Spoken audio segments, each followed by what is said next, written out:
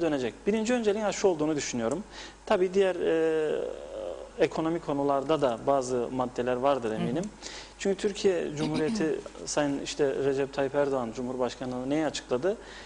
Bambaşka bir model uygulayacağız dedi. Şimdi Kuzey Kıbrıs'ı dedi devlet olarak kalkındırmak, çok iyi noktalara gelmek birinci önceliğimiz dedi. Ve şu an gördüğümüzde hani bunun devamı niteliğinde açıkçası. Baktığımızda mesela en son yapılan ziyaretler, son Belediyeler Birliği'nin gelmesi, son Fuat Oktay'ın, Cumhurbaşkanı Yardımcısı Sayın Fuat Oktay'ın yaptığı temaslar, gelişmeler hani bu söylemlerin boş olmadığını, altının dolu olduğunu bize gösteriyor uygulamalarla birlikte. Burada da eminim ki tekrar devamı konuşulmuştur. Yani bizim aldığımız duyumlara göre tekrar yakın zamanda Ticaret Bakanı Ruslar Hanım falan da çok yakın bir zamanda temaslar sağlanmak amacıyla KKTC'ye gelecek. Yani bu hani o kalkındırma söyleminin altının boş olmadığını görüyoruz. Bunun da uygulamalarda da görüyoruz. Şimdi eminim eli dolu gelecek ekonomik örgütler. Aşı konusunda olsun, diğer gelişmelerde olsun, açılım konusunda olsun. Geçen sene turizm mi kaçırdık Melis Hanım açıkçası. Bizim adamımızın en önemli iki lokomotif var. Biri turizm, biri de öğrenciler. Şimdi bu bizim de sizler aracılığıyla yaptığımız serzenişler eminim çok ciddi bir farkındalık yarattı. Ve şu an öğrencilerin getirilmesi için ciddi bir mücadele var. Büyük bir çalışma var. Bu güzel yer alıyor. Onun haricinde şu anda en yakın zamanda turizm var. Yani 2020'de bir şekilde turizmi kaçırdık. En azından 2021'de kaçırmayalım. Tabii bunun için şu an Şubat ayındayız. Şubat bitti. Bir an önce oluşumumuzu tamamlayıp yani hani kaybedilecek bir gün bile yok. Yani 2021'i de aslında kaçırdık demek istemiyorum ama çok sınırda aslında bazı şeyler aynen. Geç kalınmışlık kaldıramaz. Kesinlikle kaldıramaz. Yani eğer bu dönemi de kaçırırsak çok ciddi hani bir tek bu işin muhatabı oteller değil aslında. Oteller binlerce kalem iç piyasadan ürün temin ediyor. Dolayısıyla da her sektörü etkileyen bir olay olur turizmin kaçması. Bu da ekonomimizin yerlerde sürmesi demek. Yani o kadar şeyimiz yok bizim hani yeraltı kaynaklarımız yok, madenlerimiz yok. Elimizde yegane iki sektörümüz var. En birinci sektörde turizm. Turizmi bir şekilde yakalamamız gerekiyor. Öğrencilerin gelişi de bir can suyu olacak ama değil mi? Yani 2 gün öncesine kadar açıklanan rakamı söylüyorum. 3000 öğrencinin geldiği söylendi. Orada da 20 binlere yakın bir öğrencinin geleceği söyleniyor. Bu da iyi bir gelişme en azından. Şimdi nedir? Ekonomi nüfusla dönüyor Melis Hanım. Nüfus olması gerekiyor. Yani nitelikli nüfusun olması gerekiyor. Öğrenciler de çok ciddi bir fark yaratıyor. Yani çünkü artık aslında açılıma doğru gitmeliyiz. Diyorsun. Kesinlikle gitmeliyiz. Çünkü baktığımızda öğrenciler de her sektörü tetikliyor. Yani bugün bir sürü evler var. Hepsi boş. Yani bunlar ciddi bir kayıp aslında. Yani bu kiralarla geçinenler var, yapanlar var. Düşünün siz adam gelmezse eğer öğrenciler her taraf boş. O ekonomiye girmiyor oradaki rakamlar. Dolayısıyla da ne oluyor? Sizin mesela alım gücünüz düşükse eğer rahat hareket edemiyorsunuz. Ne oluyor? İç piyasaya para girdisi olmuyor. Para girdisi olmayınca da ekonominin çarkları duruyor. Çünkü her sektör birbirine bağlantılı. Evet. Dolayısıyla da öğrencilerin gelmesini olumlu bir adım olarak görüyoruz. Diğer temennimiz de inşallah turizm kaçırılmaz bu sene. Yani bir an önce aşılanmalar tamamlanır. Yani bu tabii Mart ortaları gibi ya da Mart sonu gibi en geç bütün aşılanmalar tamamlanırsa artık açılabiliriz diye düşünüyoruz dünyaya. Bir Nisan tarihi konuşuluyor aslında ama. İnşallah hayata geçer bu hedef. Evet. Çünkü hakikaten önemli. Yani bütün aynen bir saatin dönen dişlileri gibi düşünürsek mezan her taraf birbirine bağlantılı. Zincirleme olarak aynen öyle. Peki piyasa demişken şimdi aslında oraya da bir değinelim. Dediniz alım gücü düştü. Doğru. Bir de zamlar var. Yani bu en son mesela olan ilaçlara yapılan, Türkiye üzerinde yapılan tabii ki %20'lik zamın buraya yansıması. Yine et fiyatları aldı başını gitti. Evet. Vatandaş ayrı isyan ediyor. Kasaplar ayrı isyan ediyor. çocuk maması fiyatları bile aldı başına gitti. Yani bu fiyatlar nasıl artıyor, vatandaşı nasıl etkiliyor, bu ekonomik durumu nasıl değerlendirirsiniz?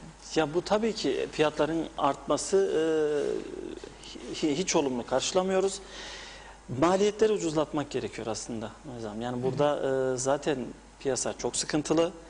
Girdi maliyetlerini düşürmek gerekiyor. Yani burada tabii epey bir uğraş veriliyor girdi maliyetlerini sabit tutabilmek adına ama tabii bunlar çözüm yolu değil. Yani esnafın, tüketicinin yanında olmak gerekiyor. Burada da en büyük etken girdi maliyetlerinin düşürmesinden geçiyor. Bu da nerede olur? İşte işçi yatırımları olsun, elektrik giderleri olsun, akaryakıt giderleri olsun.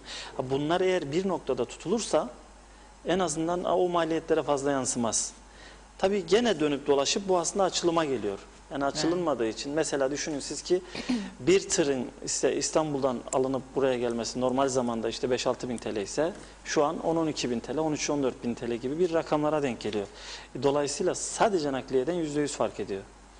Yani bunun gibi konuların işte bir an önce rayına oturması gerekiyor. Bu da şuradan geçiyor. Hayatın normale hızlı bir şekilde dönmesinden geçiyor. Peki şimdi esnafın yanında olmak dediniz ama bu özellikle kapalılık sürecinde işsiz kalanlar, dükkanları kapalı kalan insanların yaşadığı ekonomik zorluk, onların özellikle özel sektör için soruyorum tabii ki yeteri kadar desteklenebildi mi açıklanan ekonomik paketlerle olsun? Ya maalesef desteklenemiyor. Desteklenmiyor, desteklenemiyor diyelim. Tabii bu da imkanların kısıtlı oluşundan kaynaklanıyor. Tabii biz burada şuna da inanıyoruz. Yani bu kısıtlı olan imkanların açıkçası doğru yönetilmediğine de inanıyoruz. Nereden inanıyoruz? Mesela bakın bir karantina süreci var. Karantina sürecinde otellere olsun, bu karantina merkezlerine olsun dünya kadar paralar aktarılıyor. Bunun yerine mesela bir elektronik kelepçe olayı var. Biz burada da bir sivil toplum örgütü olarak üzerimize düşeni yaptık. Çok ciddi araştırmalar yaptık. Çok ciddi temaslar kurduk. Yani burada işte 450-500 dolar gibi bir maliyetlerle bir elektronik kelepçe temin edilebiliyor. Yani bu kadar karantina merkezlerine çok ciddi paralar aktarılıyor. Yani bütçenin Yani bileklik olsa maliyenin yükü azalır mıydı? çok çok daha azalır. Buradan yapılan tasarruflarla da özel sektör desteklenebilir. Çünkü özel sektörün desteklenmesi gerekiyor. Özel sektörün batması ya da yok olması demek devletin sırtına binen yük demek Mezan Hanım. Bu önemli bir ayrıntı. Yani çok ciddi şeyi var. Yani şimdi biliyorsunuz dünyadaki birçok şey ekonomi üzerinden dönüyor. Yani özel sektörde de bizim kurumlarımızın ve kuruluşlarımızın güçlenmesi lazım. Özel sektörün güçlenmesi lazım ki kamunun üzerindeki yük dağılsın. Yük olmak yerine kamuya destek olsun. Bu da nereden geçiyor? Özel sektörün yaşatılması gerekiyor. Yaşatılırsa ancak özel sektör güçlenirse hem kamuya destek olur hem kamunun sırtındaki kambur azalır. Evet, yani mesela hep şey söylüyoruz ya işte özel sektör zor durumda, aynı zamanda kamu da zor durumda ama ikisi arasındaki uçurum gittikçe büyüyor diyoruz ama aslında dediğiniz gibi çok önemli bir noktaya değindiniz. İkisi de birbirine bağlı aslında. Kesinlikle. Yani biri zora düşünce diğeri de etkileniyor zaten, etkilenmiyor değil. Mesela bugün Diyalog'un sayfasından hemen bir bilgi aktarayım. Şimdi Başbakan Saner Cuma günü Ankara'ya gidiyor. Mart ayında maaş krizini önleyebilmek için Başbakan Yardımcısı Arıklı da dedi ki Ankara'dan para gelmemesi halinde Mart'ta maaşların ödenemez durumda olduğunu söyledi. Yani şimdi artık yalnızca özel değil aslında daha büyük bir krize doğru gidiyoruz gibi. Maalesef gidiyoruz. Evet, bu da tabii ki kaynaklarımızın doğru yönetilmediğinden kaynaklanıyor. Burada çok hassas olunması gerekiyor. Doğru zamanda doğru hamleleri yapabilmemiz gerekiyor. Yani burada işte biz o yüzdendir ki her şeyden önce bu aşının çözülmesi gerekiyor. Yani biz tabii ki Türkiye'den, yani bugün bizi bir Dünya Bankası tanımıyor, bir IMF tanımıyor. Dolayısıyla da hani bizim Türkiye'den borçlanmamız ya da Türkiye'den destek istememizden daha doğal hiçbir şey olamaz. Çünkü nefes aldığımız tek nokta Türkiye Cumhuriyeti ve dolayısıyla da böyle bir talepte bulunmamız da abes değil, gayet normal bir şey. Çünkü başka kaynağımız yok. Peki kaynaklar nasıl doğru kullanılamadı? Yani nerelerde hata gördünüz mesela? Ya mesela en basit örneği bu bahsettiğim gibi karantina olayları çok doğru yönetilemedi. Dünyanın hiçbir yerinde böyle bir uygulama yokmuş Nezih Hanım. Biz de Maliye Bakanımızdan öğrendim geçen. Şöyle ki, yani hani biz temaslının temaslısı falan hepsini toplayıp bir karantina merkezlerinde izole ediyoruz. 15 gün boyunca tabii çok ciddi maliyetler bunlar. Yani bir kişinin karantinada olması işte 3000 kusur TL gibi bir rakam. Herkesin bir sürü temaslısı var. Böyle olunca da ne oluyor?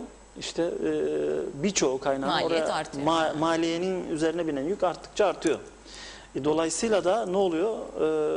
Bu defa başka alternatifler için işte gerek özel sektör desteği olsun, gerek işte bu defa biraz önce belirttiğiniz gibi kamuya da kaynak kalmıyor. Çünkü olmayınca olmuyor. Hani doğru yönetilmediği için bunlar oluyor.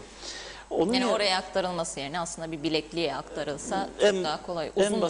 Uzun vadede en basit bir örnek mesela bu. Yani orada bir karantina merkezi için bir kişinin karantina ücretine bir bileklik alınsa o bilekliği herkes kullana. Bir ara konuşuluyordu gerçi Ali Bey. Çok ciddi konuşuldu ama. Sonra evet, eleştirilere neden oldu. Unuttum açıkçası eleştiri nedenlerini, ama sonra kapandı üstü.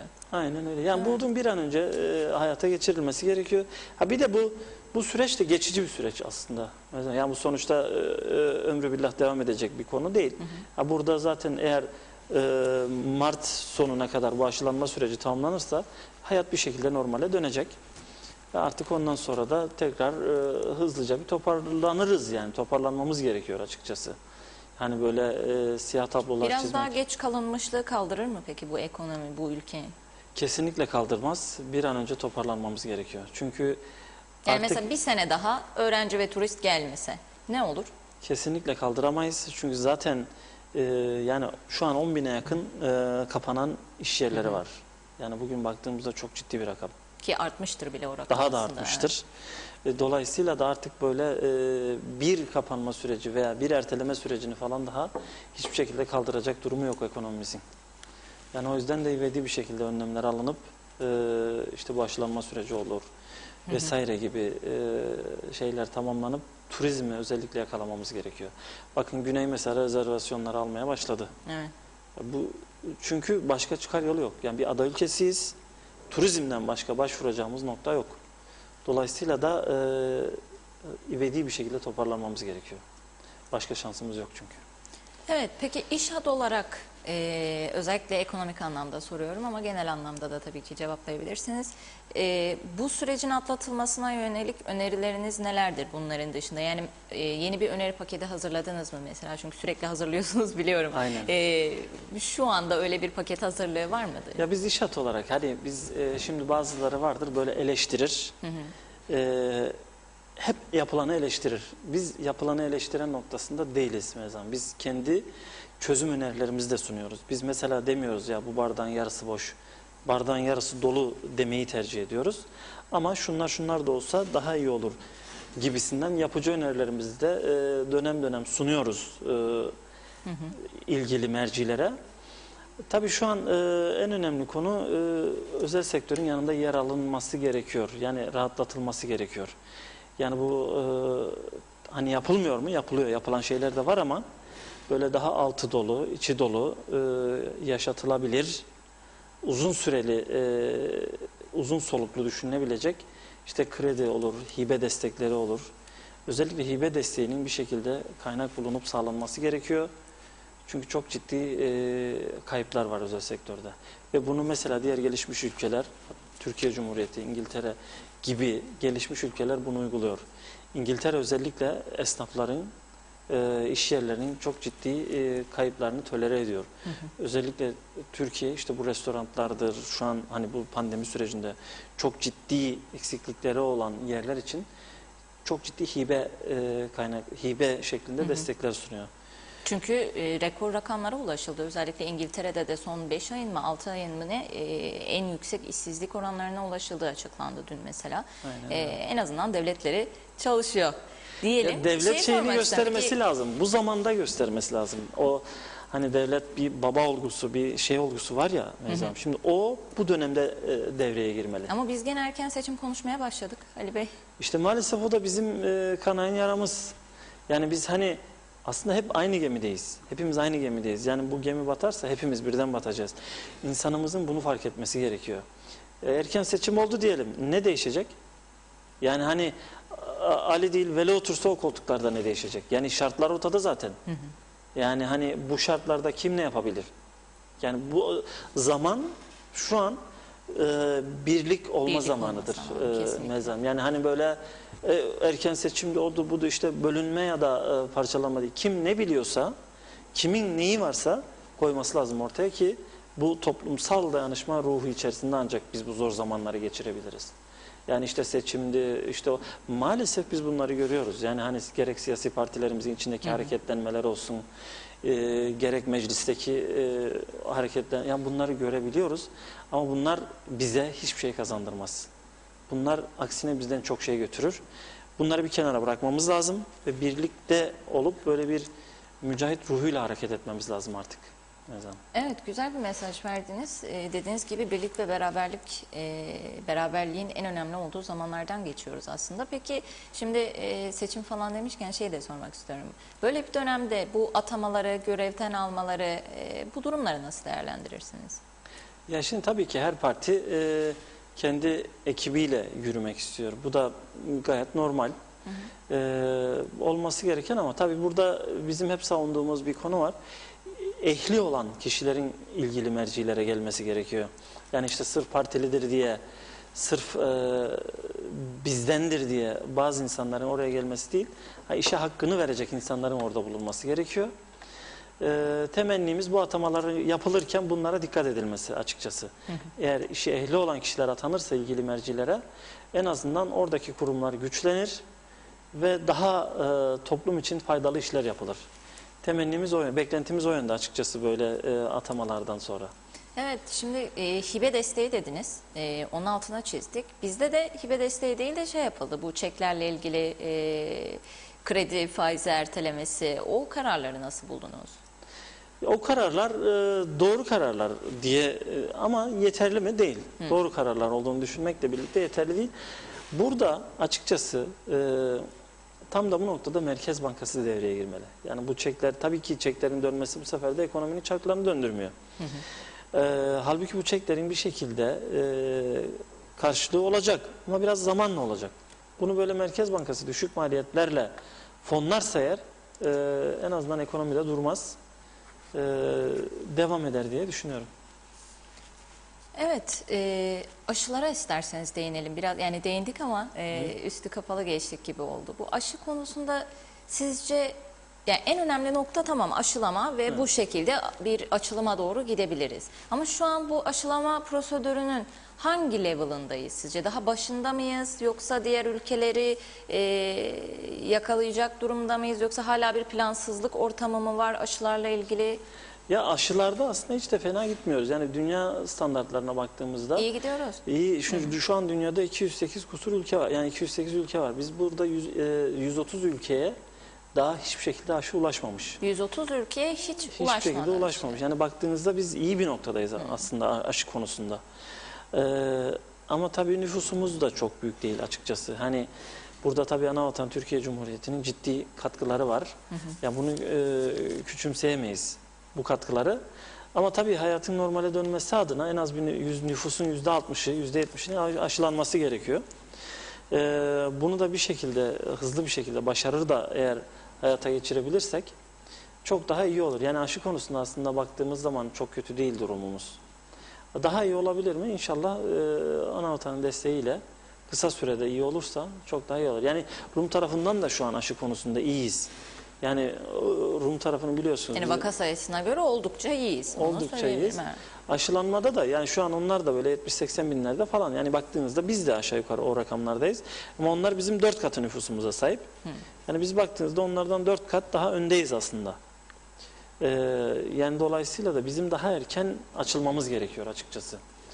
Bu hızla gidersek inşallah erken zamanda da kapılarımızı açarsak ekonomimiz de normale dönerse başka da bir sıkıntımız kalmaz inşallah.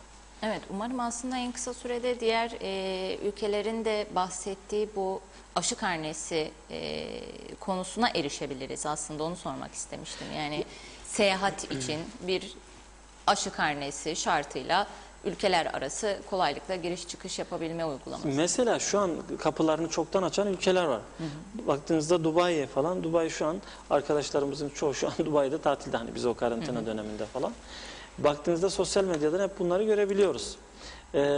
Peki Dubai'nin ne farkı var? Bu prosedürleri tamamladığı için, bu aşılanma prosedürlerini tamamladığı için şu an turist kabul edebiliyor. En büyük geliri de zaten turizmden.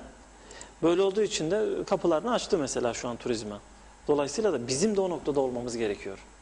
Artık böyle ertelememiz ya da şey yapmamıza gerek yok. Bir an önce bunu yakalamamız gerekiyor. Birinci önceliğimiz bu olmalı. Yani aşı karnesi önemli aslında. Evet, şimdi siz konuşurken burada İngiltere Başbakanı Boris Johnson'ın bir açıklamasını gördüm. Rezervasyonlar patladı diyor. Güney turizmi umutlandı. Yani Güney Kıbrıs'ta şu an turizmle ilgili çok ciddi çalışmalar var aslında. %600 artan rezervasyon oranı. Çok ciddi bir oran. Mesela. Çok ciddi bir oran. Tabii bu da işte tanıtımın, enformasyonun doğru yapıldığını gösteriyor. Yani o kulis çalışmalarının doğru yapıldığını gösteriyor. Bu da İşte onun bizde sonucu. tanıtım eksikliği mi var acaba? Maalesef o Yani eksikliğimiz mesela var. o güvenli ada sloganını bile yeteri kadar tanıtamadığımızı, daha doğrusu bir fırsata çeviremediğimizi düşünüyorum. Siz ne düşünüyorsunuz? Bu çok önemli bir fırsat olabilir aslında. Dediğimiz doğru. Ki hala da güvenli adayız aslında. Yani standartlara baktığımızda, ya ortalamalara baktığımızda hala daha güvenli adayız.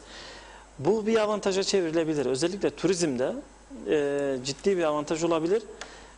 Bunu halen daha kullanabiliriz. Yani dediğim gibi bu yetkililerin bu noktada gerekli girişimleri yaparak, özellikle de aşı üzerinden giderek bunu güvenli ada sloganıyla hayata geçirmemiz gerekiyor. Çünkü Kesinlikle. en büyük gelir noktamız turizm. Dolayısıyla da turizmi yakalamamız gerekiyor. Özellikle 2021 yılında her konuyu bir kenara bırakıp turizmi nasıl yakalarızı düşünmemiz gerekiyor. Kesinlikle. Peki bu icraatlar niçin yapılamıyor sizce? Şu an ivedilikle yapılması gereken şeyler, tanıtım olsun, başka şeyler olsun. Neden etkili icraatlar şu anki dönemde, en çok ihtiyaç olunan dönemde gerçekleşemiyor? Ya maalesef biz o toplumsal dayanışma ruhunu tam uygulayamıyoruz açıkçası. Hani o siyasi kavgalar, koltuk kavgaları çok önem arz ediyor bizim için. Yani koltuk bizim için her şey demek. Bu çok yanlış bir nokta. Yani şimdi sonuçta amaç bir olmalı. Ülke için çalışmamız gerekiyor Peki bu herkes. siyasiler arasındaki dediğiniz gibi koltuk kavgaları ya da siyasi işte çekişmeler, rant kavgaları ekonomiye nasıl yansıyor? Birebir yansıyor. Ekonomiyi çok etkiliyor bu. Nasıl yansıyor? Mesela şimdi burada son zamanlarda mesela toplumu çalkalayan işte bir bakanlık değişimi falan.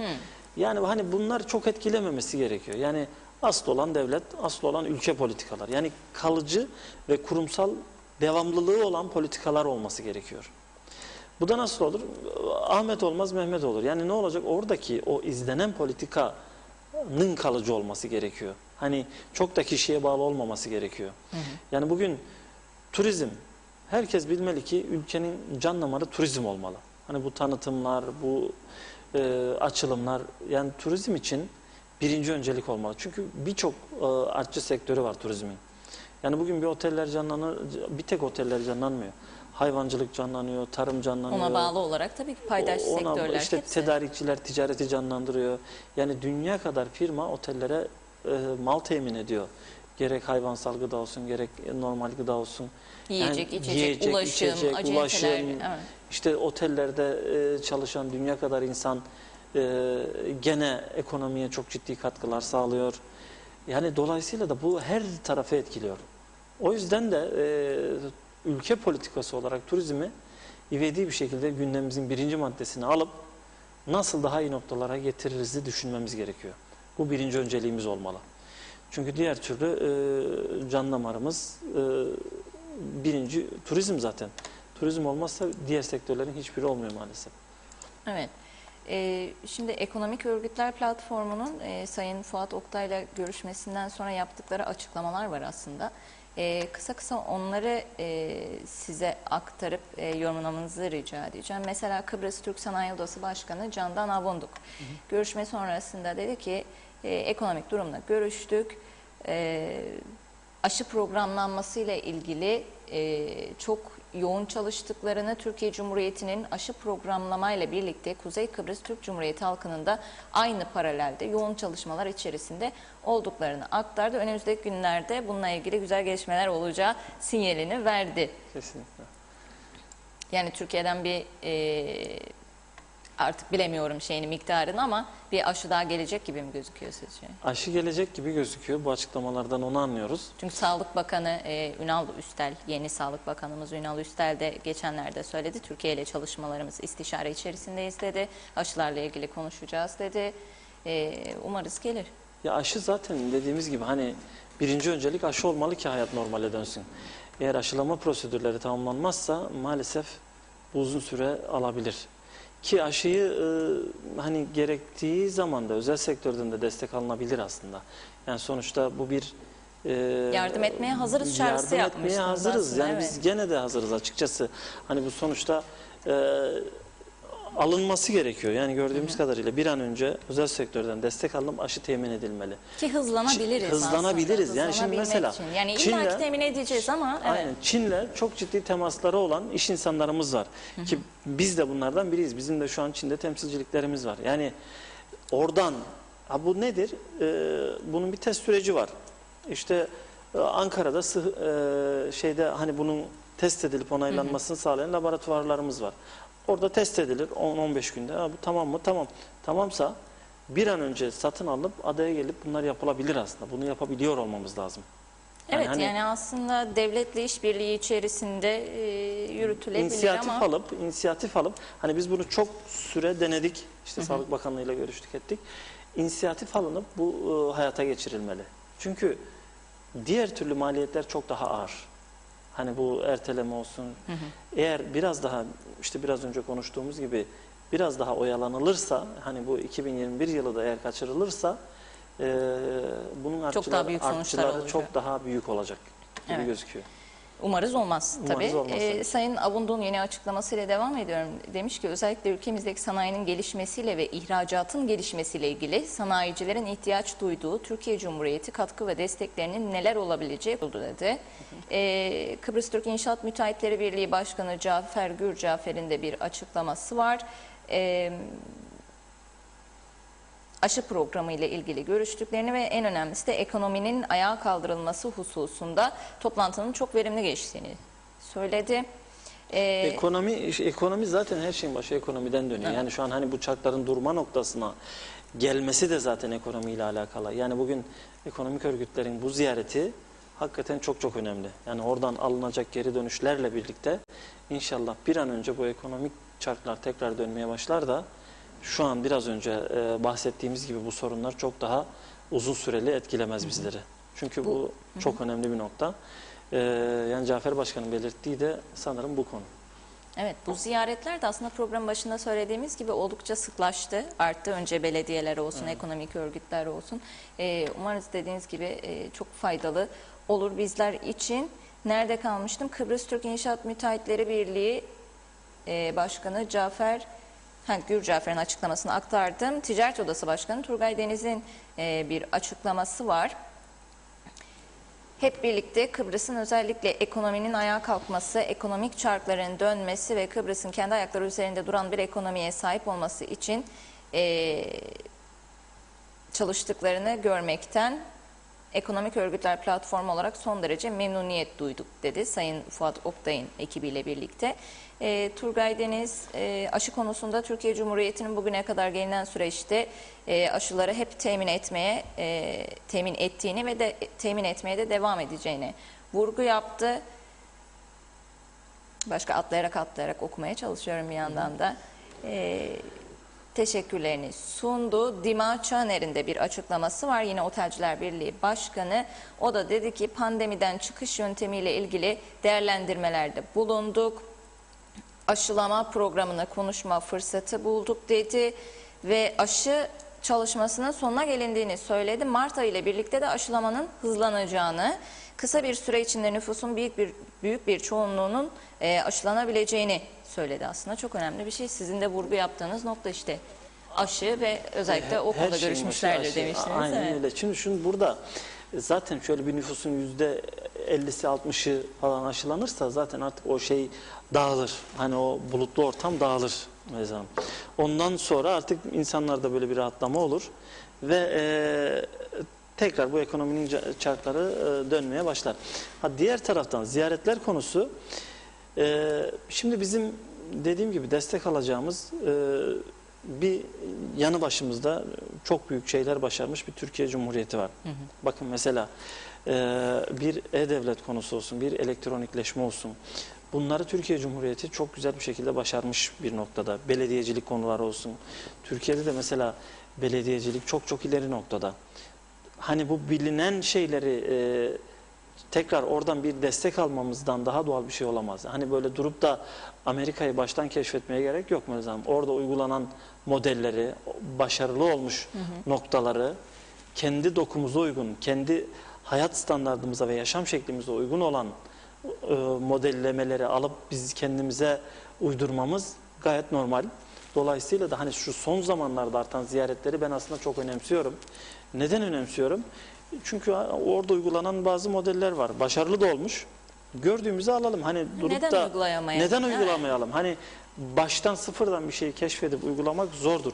Ama orada uygulanmış, doğruluğu kanıtlanmış, revize ederek belki sonucu da alınmış. evet. Bunu alıp kendimize uygulamamız çok daha mantıklı. Hani biraz önce belirttiğiniz gibi hani ekonomik kalkınma olsun, orada alınan modeller olsun. Yani zaten insanlar hakikaten çok ciddi bir sempati var Türkiye Cumhuriyeti'nde. Biz de yaptığımız temaslarda görüyoruz. Biz de zaten şu an Türkiye'de TÜRKONFET üyesiyiz. Hı hı. Yani Türkiye İş Adamları Federasyonu, tabii TÜSİAD'ın da oraya üye olduğu bir şemsiye bu. Orada da bize söylenen hani getirin bize projelerinizi onaylayalım diyorlar. Yani ne gerekirse. Yani bize destek vermeye hazırlar. Dolayısıyla da Kuzey Kıbrıs Türk Cumhuriyeti'ne çok ciddi bir sempati var. Bu sempatinin sonuçlarını da görme şansımız var.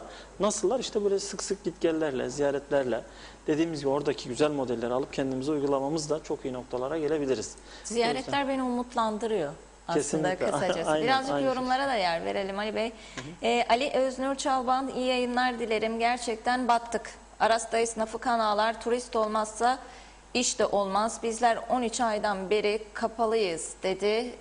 Ali Bey teşekkürler. Bugün Diyalog Gazetesi'nin de manşetten yer verdiği haberin hemen kısaca bir özetini söyleyeyim. Lefkoşa Çarşısı 3 haftalık aradan sonra açıldı.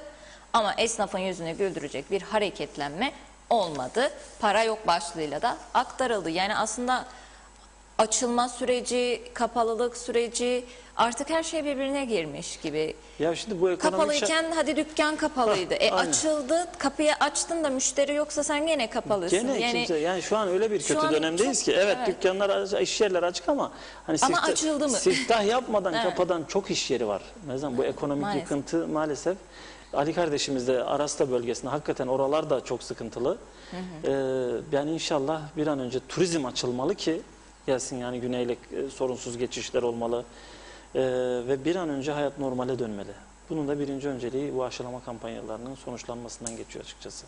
Kesinlikle. Devam ediyorum yorumlarla. Kezban Şentürk Sadrazam dedi ki maalesef aşı olunamıyoruz. Yarın 4. kez gidiyoruz. Aşının bittiğini söylüyorlar. 2-4 aşıyı salıyorlar, ölmemizi mi istiyorlar diye sordu ama anlayamadım Kezban Hanım. Nereye gittiniz de aşı bitti dediler. Onu detaylıca yazarsanız çok sevinirim. En azından belki yardımcı olabilirim size. Muhtemelen ikinci dozlarda bir eksiklik olabilir. Hani birinci dozlar yapıldı, ikinci dozlarda belki ikinci dozlarda sıkıntı yaşanıyor olabilir. Evet, hangi kategoridesiniz? Yani 65 yaş üstü mü? Detayları yazarsanız geri dönüş yapacağım size. Ülker Platin, iyi yayınlar. Acaba kuyumcular açık mı? Sorabilir misiniz dedi. Açık mı? Kuyumcular açık. Açık ama açık mı? İşte konuştuğumuz açık ama açık, nokta. aynen. Doğru Kerem söylüyorsun. Kartal'da iyi yayınlar. Melis Hanım, umarım aşılama hızlanır ve hayat normale bir an evvel döner. İzmir'den selamlar dedi. Teşekkür ederiz Kerem Bey. Süremizin de sonuna geldik ama son olarak şeyi sormak istiyorum. Şimdi tam Türkiye ile ilişkilere de değindik. Biliyorsunuz bir işbirliği protokolü imzalanması konusunda kaynak aktarımı kapsamında bazı kategoriler açıklandı. Öncekilerden farklı olarak sizin de dediğiniz gibi E-Devlet için ayrı bir kısım açıldı. İşte yollar için ayrı bir kaynak aktarılacağı. Bunu nasıl değerlendirirsiniz? Yani bu sefer ne oldu geçmişten farklı olarak da böyle bölündü kaynaklar, E-Devlet, yollar, başka bir şey için? Yani hani herhalde sonucunu görmek istiyor olabilir Türkiye Cumhuriyeti. Hani bu paralar veriliyor ama biz hani verdik bunu hani bir havuza koy da değil ama direkt buraya gidecek şeklinde bir spesifik... Yani kaynak kullanımında bir hata olmasın diye olmasın acaba? diye herhalde direkt kalem kalem belirtildi. Hani sonucunu görmek amaçlı olabilir bu. Bu da tabii yine bizim için doğru bir hamle aslında. En azından hani bizim yöneticilerimiz maalesef bazı popülist düşüncelerden veya siyasi gelecekler için farklı amaçlara yönelik olabileceğini düşündüğü için herhalde özellikle bu bunun için gibi ayrı ayrı belirtme ihtiyacı duyulmuş olabilir. Sonuç olarak bizim için yanlış bir karar değil, doğrudur.